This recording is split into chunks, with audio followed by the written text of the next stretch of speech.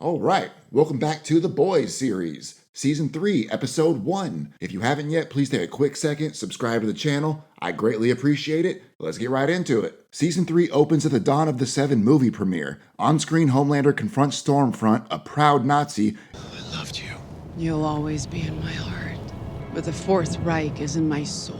And the rest of the Seven joins him, including A-Train, who's back, and they all work together to take her down. Everyone in the crowd is watching, and Homelander is looking at the screen but simultaneously staring directly through it. Afterwards, on the red carpet, everyone's taking pictures. Even A-Train puts his arm around Huey for a picture. Love the big dick energy, bro. Who you wearing?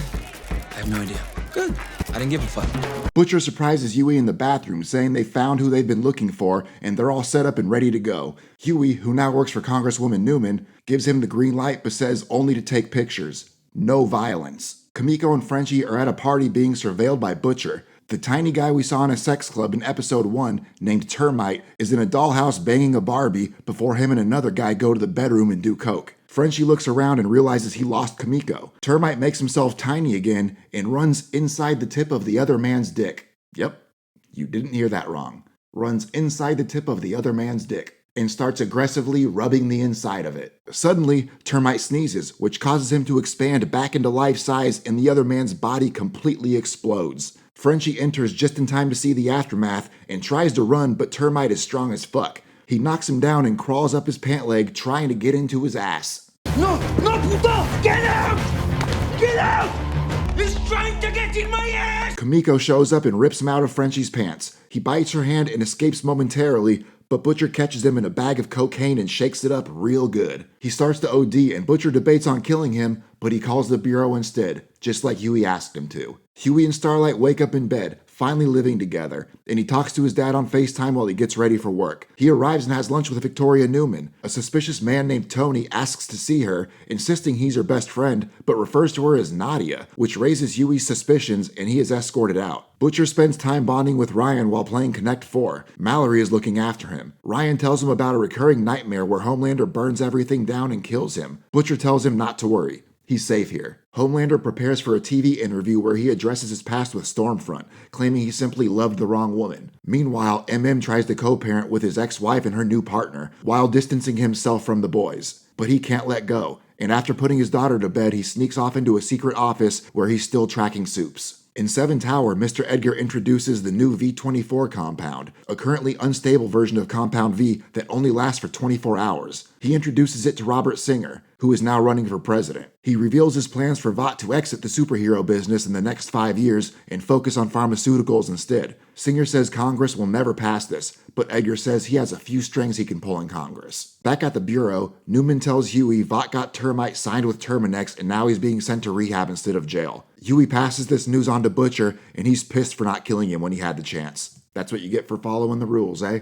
In Seven Tower, Mr. Edgar announces Starlight is now co-captain of the Seven, after helping restore the company's image. Homelander hates the idea, and she's scared to say yes. Could you give us a moment? Look, I'd really like to keep discussing this. Absolutely. Set a time with Samantha and we'll get you in. Great. But Mr. Edgar assures her she's safe and offers her real power, as she will have full authority over who the Seven hires and what they do. We see the Deep on TV pushing his new memoir and learn that Alistair Adana hasn't been seen in a year. The church is hiding the fact he's dead. In an effort to fill the empty slots in the Seven, Vought has Soups competing on a game show called American Hero, hosted by Starlight. She tells Huey about her co-captain offer, saying she has a chance to do some real good, but he says it's a bad idea and doesn't like the idea of her ex-boyfriend, Supersonic, making it to the final 3 contestants of the show. Starlight accepts the role and Homelander starts to snap. He runs into A-Train and calls him a fat fuck for drinking a milkshake and pokes his belly before grabbing his throat and letting him go. He's losing it. Maeve sees this goes down and texts someone saying they need to talk. Stormfront is still somehow alive in the hospital and Homelander visits her to vent about Starlight. She reaches out and jerks him off as he continues to complain, but when she mentions him leading the master race, he goes limp and leaves. Maeve meets with Butcher and hands him a folder on Soldier Boy, a Soup that supposedly died stopping a nuclear meltdown in the 80s, as well as a handful of V24 vials, just in case he needs them. She suggests whatever killed Soldier Boy should be strong enough to kill Homelander. They just need to figure out what BCL Red is. Butcher plans to hunt down the members of his old super team, Payback, to get answers. Maeve leaves and suddenly Homelander appears outside his window. He asks where Ryan is and Butcher makes fun of him for Starlight becoming co-captain.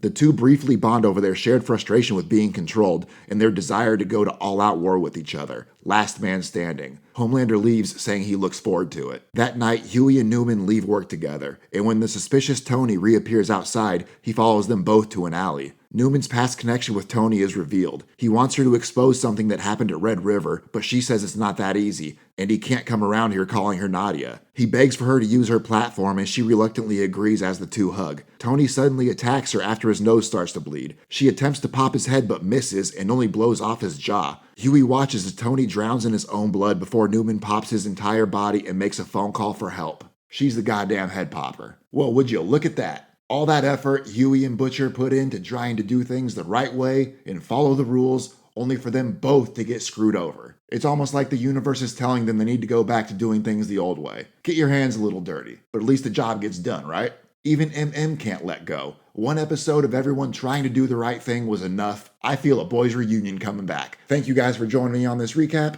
If you haven't yet, please take a quick second, like the video, subscribe to the channel. It means a lot to me, helps me out a lot. I greatly appreciate each and every one of you. Thanks for watching.